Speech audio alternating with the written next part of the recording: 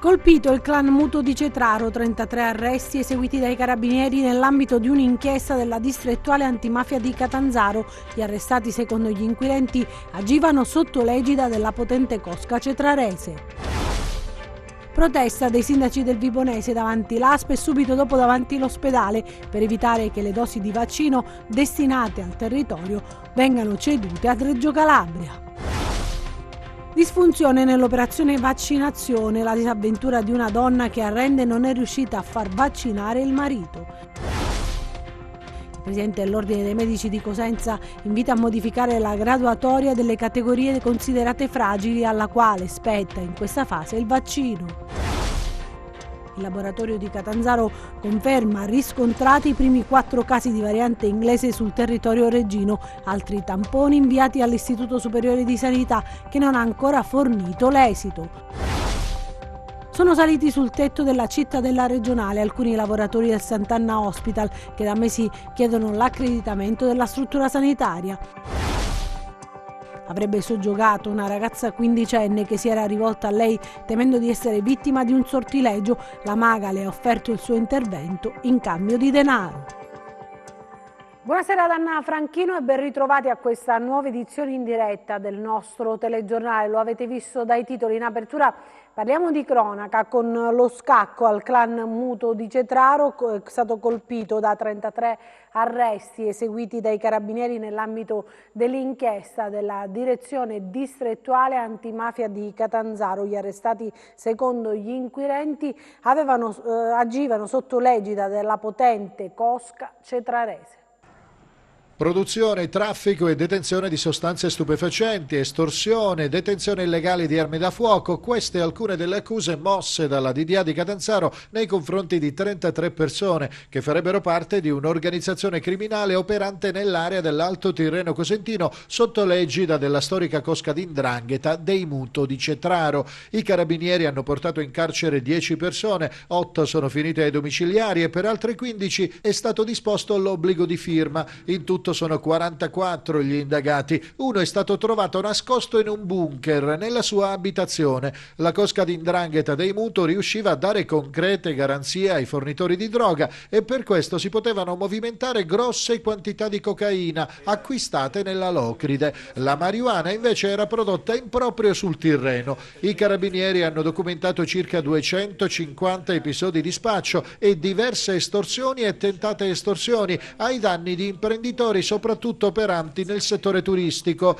Uno ha denunciato e ha denunciato anche una nonna per salvare il nipote finito nel vortice della droga. La denuncia presentata da una nonna della zona di Cetraro che andando dai carabinieri chiedeva appunto di poter salvare il proprio nipote dal mondo degli stupefacenti che lo stava divorando. L'inchiesta riunisce 2 distinti filoni di indagine e presenta 68 diversi capi di imputazione per gli indagati. I traffici di droga dell'organizzazione servivano anche a mantenere i detenuti e le loro famiglie. Questa organizzazione, questa associazione delinquenziale del traffico di stupefacenti, tra l'altro serviva a finanziare l'organizzazione, tra l'altro serviva a mantenere i detenuti in carcere.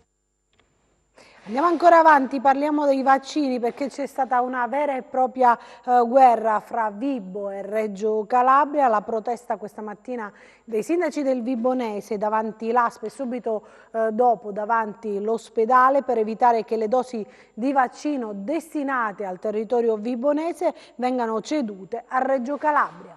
È una lotta tra poveri, ma se la città di Vibo Valentia, la provincia di Vibo Valentia ha avuto assegnato queste dosi, è giusto che queste dosi che sono state assegnate alla nostra provincia, alle nostre città, a tutte le città che fanno parte della provincia di Vibo Valentia, è giusto che queste dosi siano somministrate ai cittadini di questa provincia. Il sindaco di Vibo, Maria Limardo, insieme agli altri primi cittadini del Vibonese hanno protestato contro la decisione del commissario per la sanità della Calabria, Guido Longo, di trasferire 2000 dosi di vaccino, che vanno ad aggiungersi ad altre 1000 già dirottate, all'ASP di Reggio Calabria.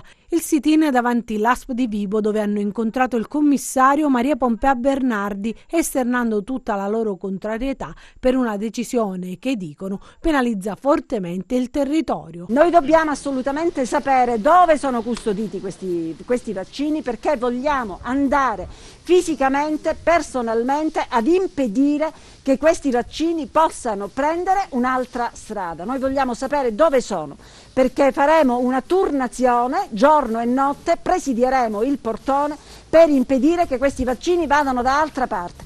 La provincia di Vibo Valentia, tutti i paesi del territorio della provincia di Vibo Valentia, tutte le città hanno pari dignità rispetto alla città di Reggio Calabria, che noi stimiamo che è città metropolitana assolutamente, ma noi rivendichiamo la pari dignità dei nostri territori. Il commissario spiega cosa è realmente accaduto. L'inghippo nasce dal fatto, e io spero di poterlo chiarire entro oggi, dal fatto che io ho utilizzato delle dosi di vaccino come prima dose.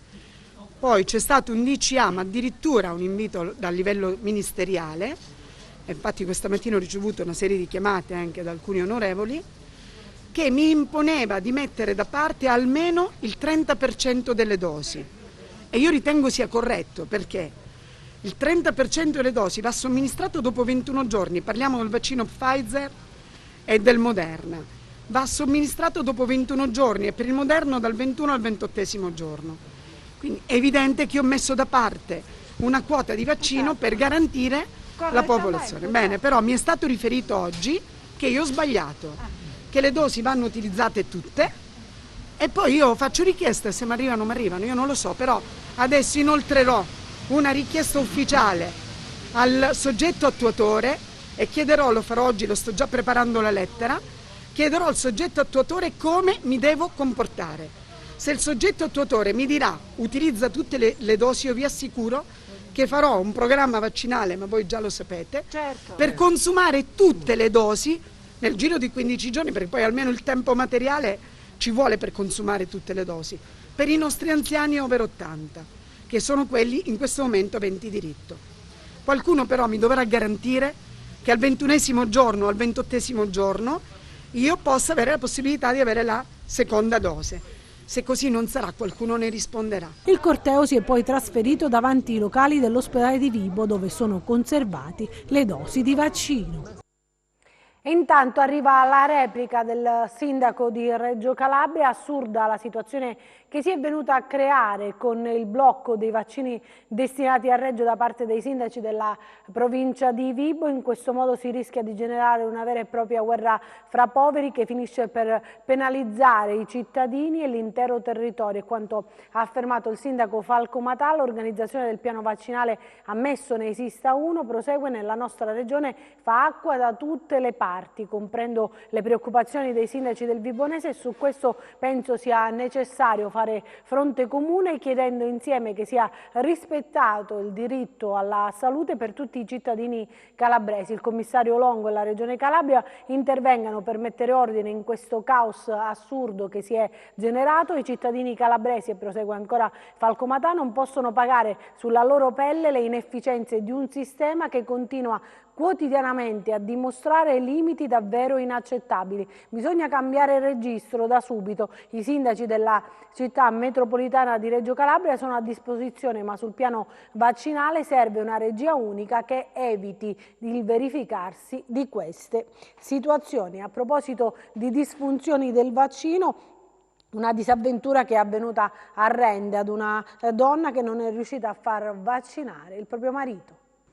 Le difficoltà nelle vaccinazioni e le tante criticità nel sistema prenotazioni penalizzano e non poco i cittadini, costretti a lunghe attese telefoniche quando riescono a prendere la linea, a tempi che sono incerti per l'inoculazione del vaccino, e per chi invece riesce a superare tutto questo percorso ad ostacoli, sentite a cosa va incontro. Da cittadina di Rende questa mattina mi sono recata in compagnia di mio marito, che era prenotato per questa mattina alle ore 9 presso il centro dei ciechi a Rende per naturalmente la somministrazione del vaccino. Arrivati all'orario naturalmente che c'era stato segnalato e ci è stato detto che il vaccino non era disponibile. Non solo non c'era, ma non sarebbe stato possibile ipotizzare quando e come e dove eventualmente vaccinarlo. È una persona di 87 anni con cardiopatia, dunque una persona che da 1 anno e 2 mesi vive isolato in casa, appunto per proteggersi e naturalmente di conseguenza anch'io per proteggere lui e me stessa, ovviamente. È accaduto a Rende e non è il primo caso, ma è possibile che non ci si organizzi in modo da evitare queste figure barbine? Tutto sulla pelle di persone anziane e con patologie che dovrebbero essere tutelate e non assistere a questo rimpallo di responsabilità davvero indecente. Al centro ci è stato detto ipoteticamente quando e come potrebbe e naturalmente abbiamo informazioni diverse da queste. Possiamo dire che avendo contatti anche con persone molto anziane del territorio, sappiamo che nessuno di loro, addirittura 92enni, 94enni, con patologie importanti come diabetiche o oncologiche, non hanno tutt'oggi ricevuto il vaccino e non sanno quando ancora saranno vaccinati. Questo, voglio dire, contravviene a ciò che è stato detto da un punto di vista nazionale, che le categorie a rischio devono essere prioritarie, ma noi non sappiamo che cosa significa per questa regione essere prioritari. Non so se in tutta la regione, ma comunque per la mia esperienza a Rende sì. Prioritario vuol dire essere un ultra ottantenne con patologie. Sentite invece adesso le parole del presidente dell'Ordine dei Medici di Cosenza che invita a modificare la graduatoria delle categorie considerate fragili alle quali spetta in questa fase il vaccino. Questa è la lista di esenzioni per l'accesso alle vaccinazioni Covid delle categorie fragili in Calabria, soggetti che hanno priorità nella campagna in corso. Da più parti sono state mosse critiche sulla composizione della tabella, nella quale sarebbero state inserite alcune categorie che non ne avrebbero diritto, a scapito di altre con un rischio potenziale maggiore. La cosa è abbastanza chiara nel decreto. Nell'elenco delle patologie ce ne sono alcune assolutamente sbagliate, cioè che non si può intendere fragile una paziente o una paziente donna il più delle volte che ha una banale tiroidite da Hashimoto, che non abbia determinato un ipotiroidismo bestiale, anche perché viene trattata, per cui non ce l'ha. Ecco, quindi ci sono anche lì degli errori che vanno corretti. C'è anche il problema che il fragile viene il più delle volte fatto e deve essere fatto nel centro che lo segue, e infatti così si sta facendo negli ospedali. Ancora una volta purtroppo molti fragili noi li abbiamo, in particolare gli oncopazienti, li abbiamo seguiti fuori regione, e qui saremo invece i centri nostri che si dovranno far carico anche di gente ovviamente trattata fuori regione. Quindi è chiaro che ci possono essere dei ritardi più che delle disfunzioni per quanto riguarda il problema della fragilità. Il presidente dell'Ordine dei Medici di Cosenza non si stupisce delle difficoltà che sta incontrando la campagna vaccinale in Calabria, ma pensa che ci sia ancora il tempo per recuperare. Ma lei pensa veramente che la Calabria poteva essere la prima regione d'Italia o fra le prime regioni d'Italia? Considerando che su tutto il resto non va, considerando che non esiste una guida e una catena di comando omogenea e organizzata per bene, considerando peraltro che questa catena di comando ha avuto un ricambio direzionale da pochissime settimane. E quindi voglio dire, c'è uno sforzo notevole. Io sono convinto che, malgrado tutto, la pressione sociale che c'è nel volersi vaccinare, io sono convinto che recupereremo quel po' di tempo rispetto alla media nazionale che comunque si deve aumentare, e riusciremo, secondo me, nell'arco di qualche tempo a ritornare e forse a salire.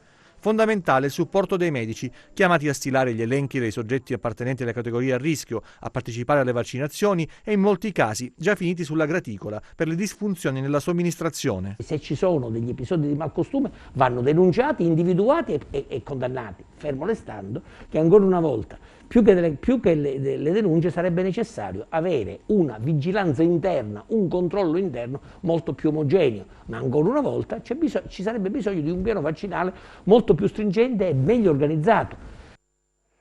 Intanto preoccupa l'aumento dei casi soprattutto nella nostra regione e soprattutto la diffusione delle varianti, perché il laboratorio di Catanzaro ha confermato che sono stati riscontrati i primi 4 casi di variante inglese proprio sul territorio reggino. Altri tamponi saranno inviati all'Istituto Superiore di Sanità che non ha ancora fornito l'esito. Vediamo.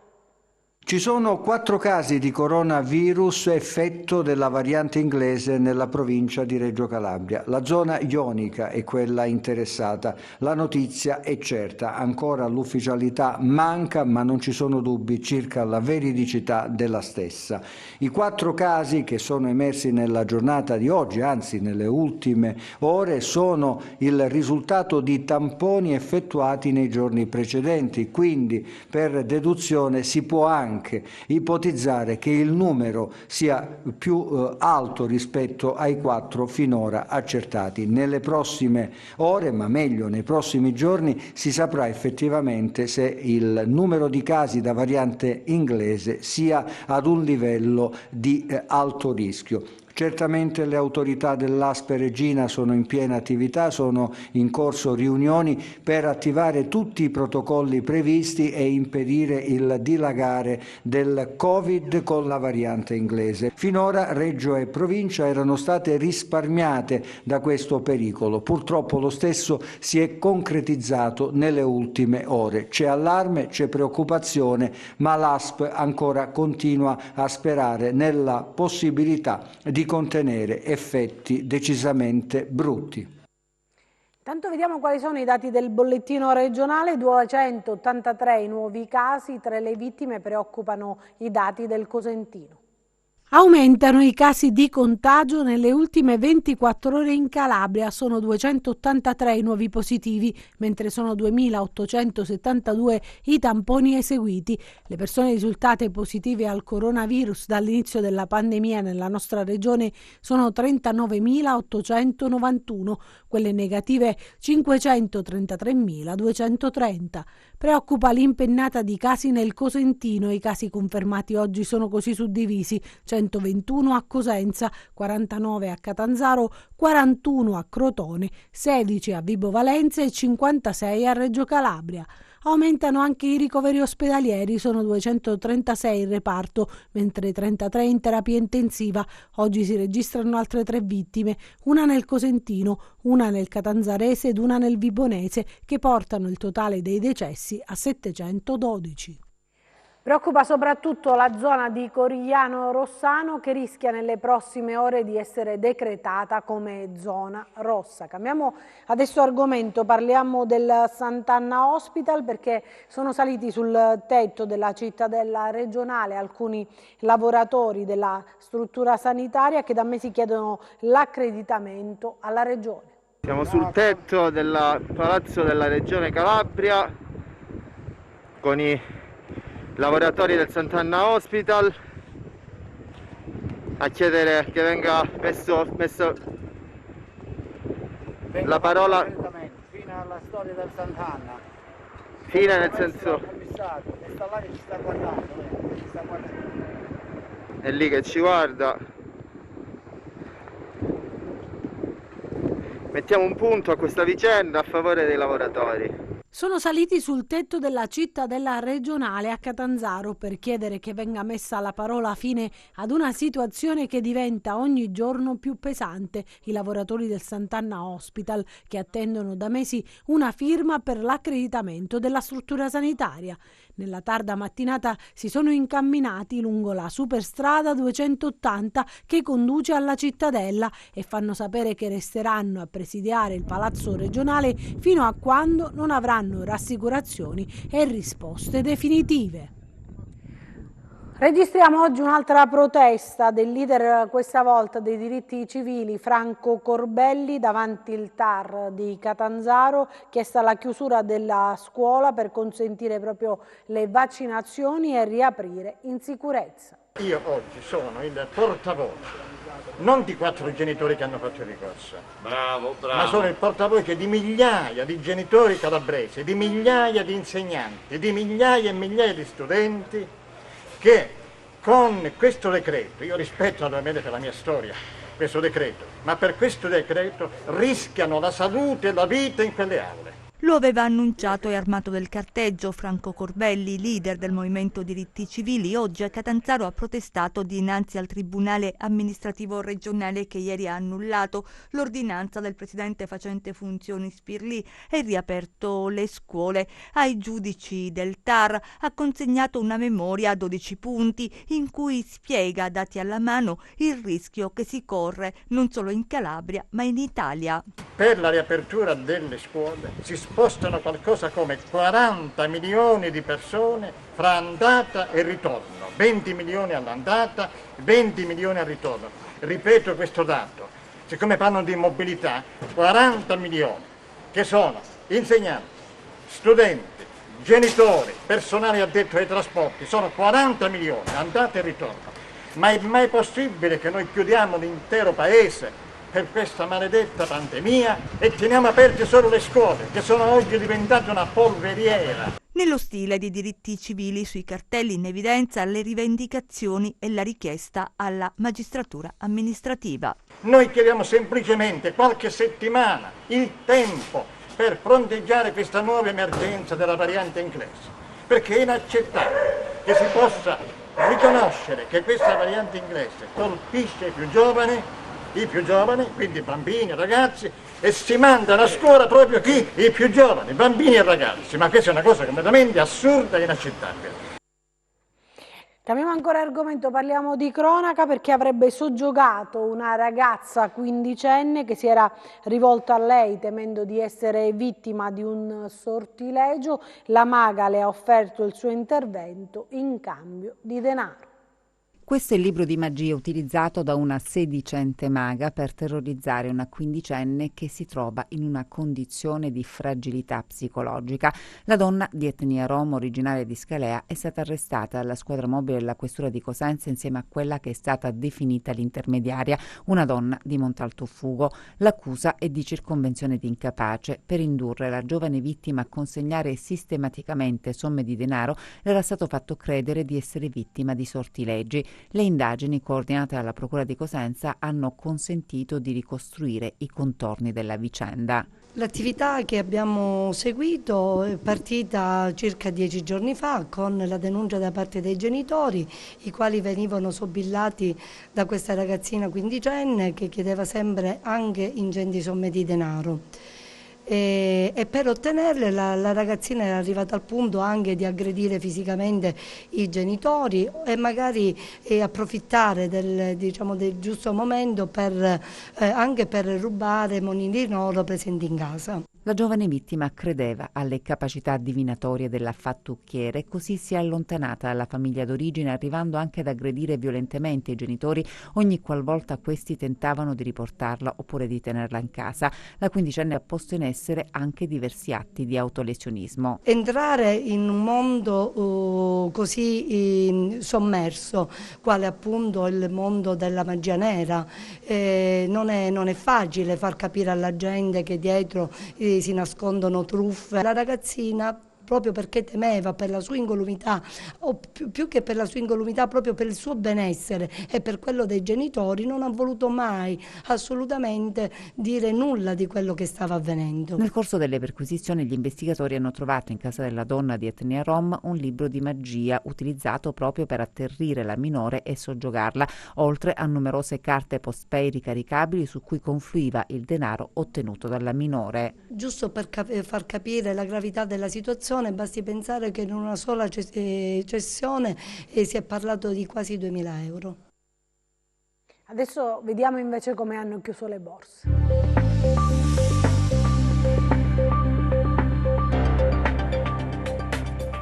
Finale positivo per le borse europee, ad eccezione di Londra, in linea con l'andamento dei listini americani nelle prime ore di contrattazione. I dati sui prezzi al consumo USA hanno evidenziato un incremento mensile dello 0,4% e annuo dell'1,7%, mentre l'indice core è rimasto sostanzialmente invariato a più 0,1% rispetto a gennaio ed è cresciuto dell'1,3% rispetto a febbraio 2020, dati leggermente sotto le attese che hanno attenuato i timori legati ad una possibile accelerazione dell'inflazione in concomitanza con la ripresa. Gli operatori continuano continuano comunque a monitorare i rendimenti obbligazionari con focus sulle aste di treasury statunitensi a 10 e 30 anni e il Congresso USA che si prepara a dare il via libera definitivo al piano da 1.900 miliardi di dollari. Nel vecchio continente invece cresce l'attesa per la riunione di domani della BCE che dovrà stabilire se incrementare il ritmo degli acquisti di titoli. Domani poi l'EMA dovrebbe approvare il vaccino di Johnson & Johnson.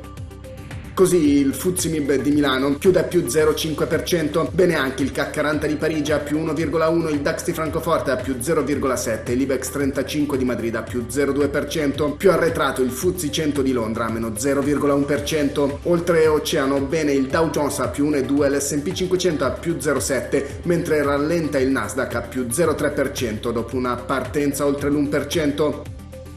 Sul Forex l'euro-dollaro resta a 1,19 mentre il dollaro-yen si attesta a 108,6. Tra le materie prime arretrano le quotazioni del greggio con il Brent a meno 0,3% a $67,3 e il VTI a meno 0,4% a $63,7. Sull'obbligazionario il BTP Bund si riduce a 98 punti base con il rendimento del decennale italiano allo 0,67%. In mattinata l'asta dei bot annuali ha segnato titoli per 6 miliardi con rendimento sempre negativo ma in salita a meno 0,421%.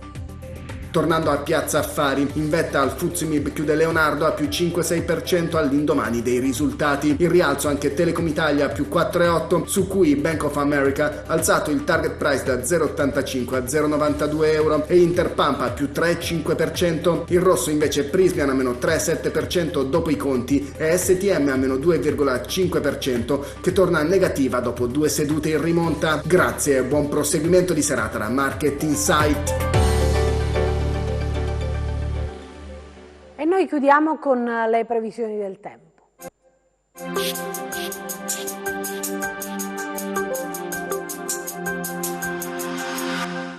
Imminente passaggio instabile con il ritorno delle piogge accompagnato da un calo delle temperature. La perturbazione che ha distribuito maltempo sul centro Italia nelle ultime ore tende a traslare più indebolita verso sud-est, investendo la Calabria a partire dalla notte di mercoledì.